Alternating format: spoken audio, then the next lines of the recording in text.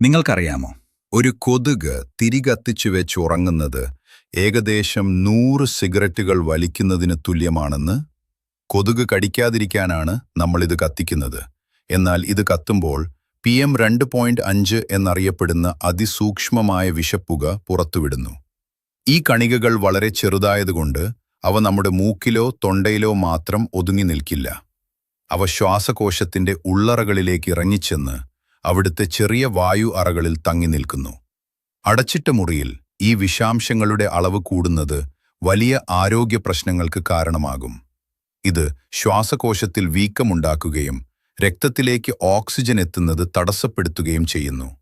ദിവസവും രാത്രി ഈ പുക ശ്വസിക്കുന്നത് വിട്ടുമാറാത്ത ശ്വാസമുട്ടലിനും ശ്വാസകോശത്തിന് സ്ഥിരമായ തകരാറിനും കാരണമായേക്കാം.